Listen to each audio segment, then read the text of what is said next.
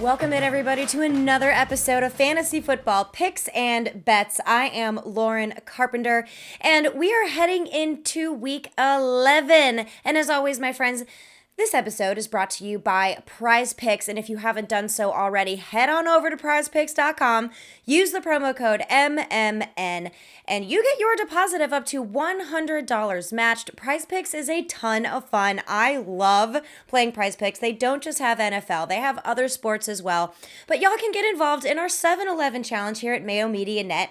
Now, we had so many entries from Week 10 that we were not able to get the leaderboard updated in time for this recording, but that's okay, because I'll be able to update you as we head into Week 12.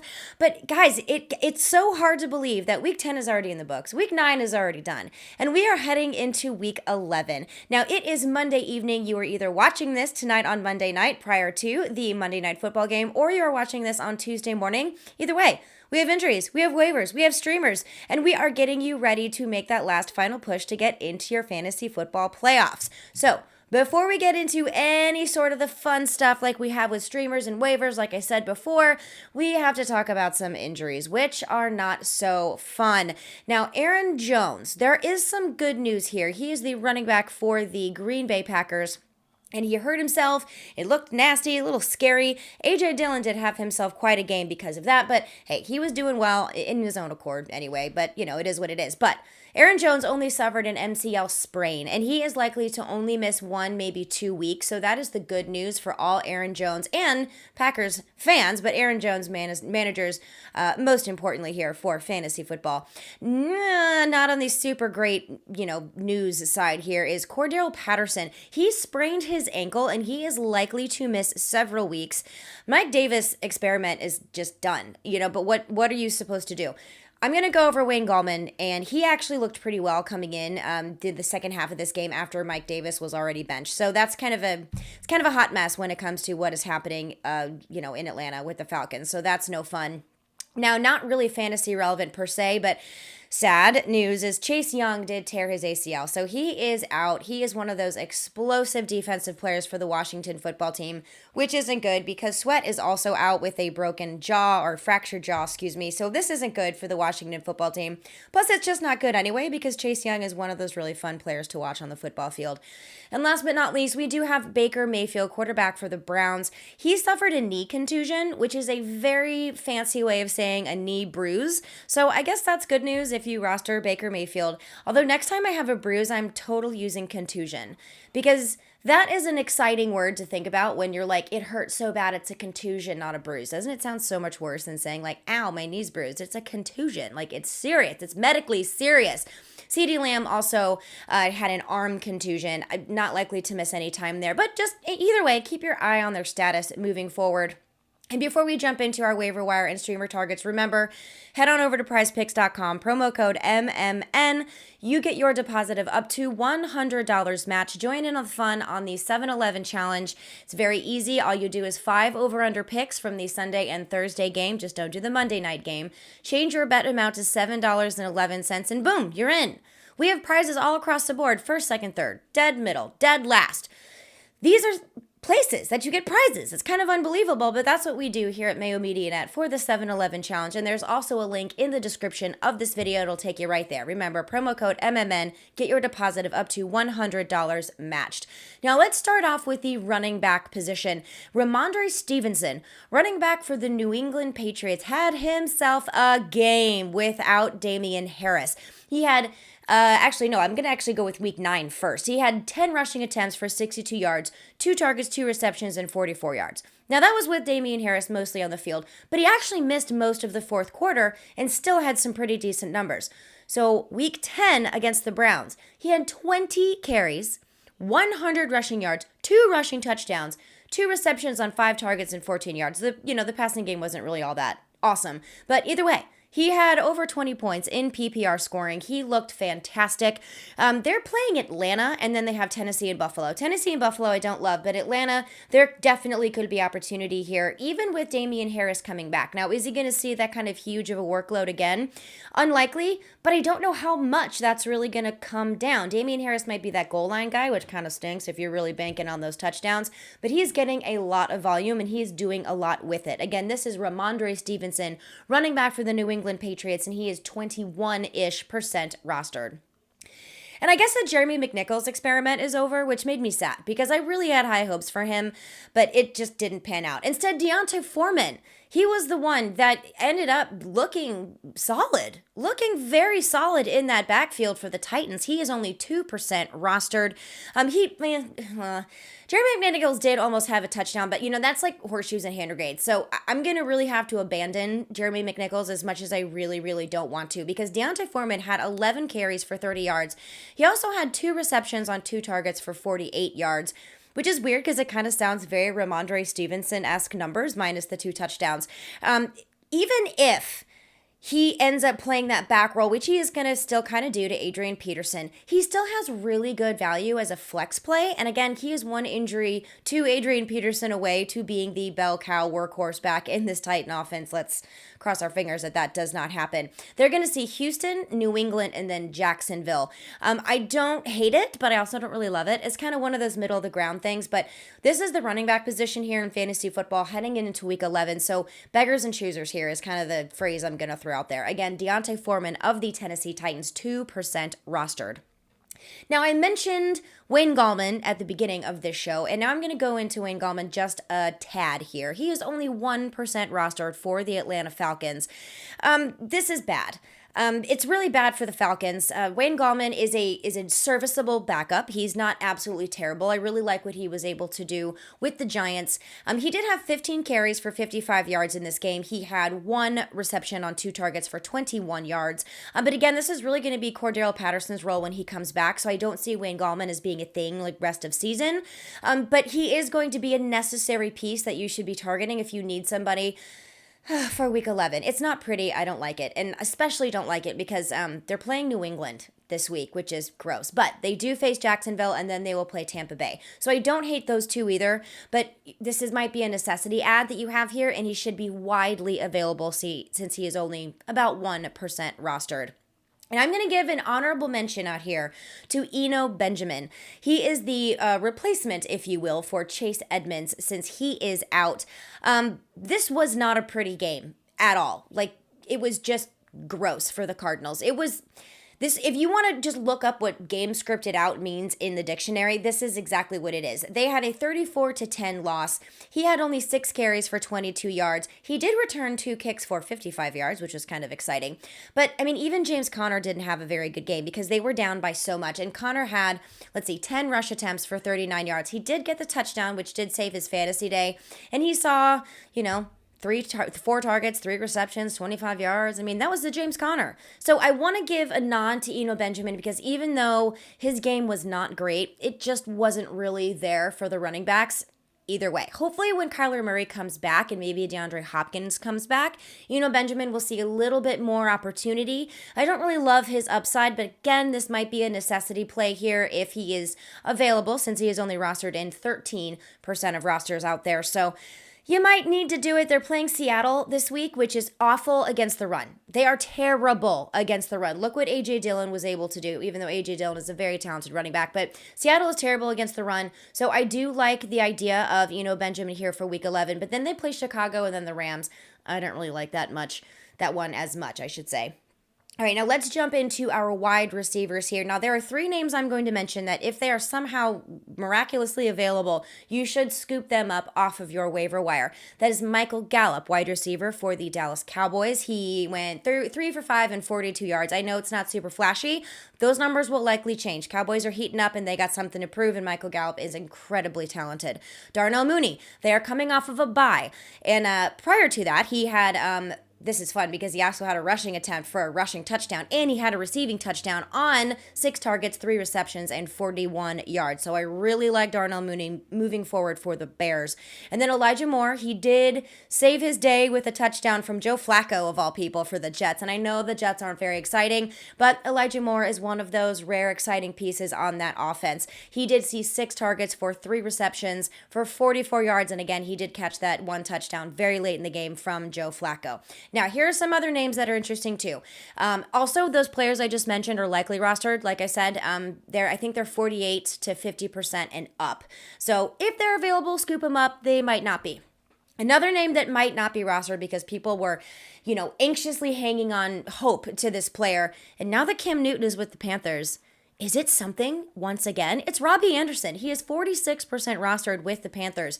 I don't really love this simply because I feel like he is so boom or bust. But there was the post-game interview with Cam Newton and Robbie Anderson, and they sure looked like jolly besties when they were hanging out, selfies and doing all that stuff. So Robbie Anderson, is he going to be a thing? It's weird. I think he had 6 targets too. I don't even know what to do with that. It's odd. But if those other players are unavailable, Robbie Anderson might be there. Like I said, 46% rostered. I don't love this option, but I would be remiss if I did not bring him up as a potential down the stretch, especially heading into your fantasy playoffs. And then also Bryan Edwards. Okay, let's move on to the Raiders here. Bryan Edwards frightens me because he gave me a giant goose egg 2 weeks ago. He is only 17% rostered, but he did exceptionally well in this game, even though it was only on 4 targets in a bad game.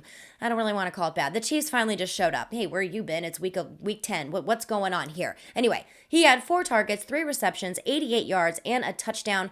Again, I don't love the volume because I would rather have someone like Hunter Henry here in PPR formats that I know is going to be getting those targets, and he gets them in the red zone too. So Bryan Edwards is very boom or bust for me. The next 3 weeks, though, are really good matchups. They're facing Cincinnati, Dallas, and then Washington. Those are all positive in favor of the wide receiver position. So let's hope that the Raiders can muster up a little bit of courage as they work through the rest of this very difficult season for them. And Bryan Edwards is likely one of those players that is available for you. 17% rostered. Again, not one that I'm really super excited about. In fact, none of these wide receivers really get me, anxious to run to my waiver wire and be like, swoop. No, I'd rather kind of go for the running back position here this week. But there are names that are available. And another one I want to throw in, another few, I should say, I'm going to throw an honorable mention to are going to be Traquan Smith and Deontay Harris. What is going on with the Saints offense? I don't know. Very low volume there. And then Amon-Ra St. Brown is quietly being productive on the Lions, but it's the Lions, so automatic capped ceiling. And then Kendrick Bourne, you want to talk about boom or bust. He is one of those boom or bust, and he had a very athletic climbing up the ladder to clean the gutters, as Nathaniel Burleson said on Good Morning Football. But Kendrick Bourne is another one that is likely available that you can roster if you need a home run hit, but just understand that they can give you 0 or only single digits. Little scary this week for the wide receivers. So let's move on to the tight ends. All right, now Logan Thomas, if he is available, because he is 52% rostered, you should definitely scoop him up. The Washington football team needs as much help as they can get, and Logan Thomas is notorious for being able to get it done no matter who is throwing him the football. They're playing Carolina and Seattle. Not awesome, but they do have a fantastic matchup against the Las Vegas Raiders in Week 13. And then we have Dan Arnold from Jacksonville, who I just cannot get on board with. I can't get on board with it. I can't get excited about it, but I think I might have to just put that past myself and just get it done. Get excited, Lauren. I'm trying to I just can't. I can't get excited about it, but other people are, so I'm going to bring his name up. He is 26% rostered. He has had 7 targets in the last 2 games, and he also had 10 targets in week 8, so that's really nothing to sneeze at. He also went 5 for 7 of 67, so that is 7 targets, 5 receptions, 67 yards, and he also had a 2-point conversion. Pretty exciting. It's just really hard to get excited about Jacksonville Jaguars. Kind of like the way it's hard to get excited about Lions players. I don't know why, I can't do it. But if you can do it and if you believe in him, go for it. I don't know, for some reason, it's just, I'm not feeling it. They're playing San Francisco, Atlanta, and then the Rams. I don't like this, except maybe Atlanta isn't too bad, but I don't really like his next 3 weeks coming up either. Meh. But one player I am excited about and was very excited about for Week 10 is Tyler Conklin of the Minnesota Vikings. He is 35% rostered. He scored 2 touchdowns, which was very exciting, but the Chargers are very poor against the tight end position, and their secondary is actually very stout against wide receivers. So this really didn't surprise me very much when it came to Tyler Conklin. They're playing Green Bay and San Francisco, and then they play Detroit. This is not a great matchup, but in any of those 3 weeks. But Tyler Conklin has really started to carve out a role for himself in this offense, shockingly enough, with exceptional talent like Justin Jefferson and Adam Thielen and Dalvin Cook there to run the football too. But he is still really making a name for himself, and Kirk Cousins is looking for him, which I do like for Tyler Conklin. And you can definitely do worse on the waiver wire at the tight end position than Tyler Conklin. And then I'm going to bring up a sneaky play. I did mention one of the Bears already in Darnell Mooney, but Cole Kmet, I know he's very quietly productive, not unproductive. He is quietly productive in a very unassuming way, is the way I really wanted to phrase it. He is only 15% rostered. He saw 8 targets and 6 receptions for 87 yards against the Steelers. Again, they're coming off of a bye. Justin Fields is starting to play better and better. They have a really good matchup this week against the Baltimore Ravens. Now, I understand might not be on paper the prettiest thing ever, but they're not very good against tight ends, which does give Cole Kmet the opportunity to move the chains and possibly even some red zone looks as well. Then they play Detroit, shockingly quite good against tight ends, and Arizona also very good. So along the next 3 weeks, not great, except for this coming week matchup against Baltimore. I do like Cole Kmet. So if you're in deeper leagues or people just like to stash and hold on to tight ends, Cole Kmet is an option for you at only 15% rostered. All right, now we're going to jump into our streaming options here. And the first name I want to bring up isn't really a streaming option because if he's available, you should swoop him up to play him possibly as a rest of season starter, and that's Cam Newton.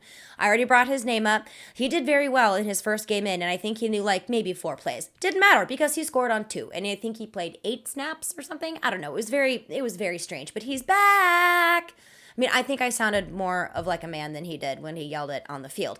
Either way, their next schedule looks amazing. Aside from their bye that's coming up, they're facing Washington, Miami, and Atlanta, and all of those teams are in the bottom 10 when it comes to defenses against quarterbacks. They're terrible. So Cam Newton not only can get it done through the air, he can also get it done with his legs, as we saw last week. So Cam Newton is a great opportunity here for you, 14% rostered. Now, we also have Mac Jones. I don't know if they've taken the training wheels off Mac Jones or not, or maybe he's just saying, psh, hold my juice box, watch this. But I like Mac Jones from the Patriots quite a bit. He is 28% rostered. His numbers so far have not been flashy, but they're steadily getting better. Can we call it a preliminary breakout? I mean, is that a thing? Can I make it a thing? It's like that the hint that a big breakout could possibly be coming, and they're facing Atlanta, who is the 5th worst against the quarterback position. So if Mac Jones is really going to have a chance to test out his ride without those training wheels, I think facing against Atlanta while he has a ton of confidence and momentum from their win against the Browns, I think this week is the week it's going to happen. And then finally, one that I don't love, but if you're desperate, Tyrod Taylor. He's 5% rostered, and there's a reason why he's only 5% rostered. Last week's game against Miami, I'm trying to think of something nice to say, but I really don't have anything nice to say. It was terrible. It was a terrible game. There were 3 million turnovers. It was absolutely gross. However, they meaning the Texans, are playing the Tennessee Titans, who have allowed the 8th most points to quarterbacks. So the matchup is there, and Tyrod Taylor can get it done. He was explosive in his first 2 weeks of the season before he got hurt, and then it's been meh so far. But maybe they can get it going. Maybe they can get back to where they were, or maybe some semblance of where they were before with Tyrod Taylor here. Again, more of a desperate move if you're in deeper leagues, also more of a DFS play if you're looking for some value there at the quarterback position. And finally, before we wrap up here, our defense and special teams. Okay, Miami Dolphins, hi. I'm very, very pleased with how well that they have been playing, and they're only 20% rostered. They're playing the Jets. Need I say more? Miami Dolphins, my favorite defensive streamer. And then we have the Panthers. Lots of Panthers here. I know, I get it, but things happen when you have Cam Newton as your newly minted. Can he be newly minted if he's a veteran? I don't know if that's possible. Newly reminted? Maybe we'll go that way.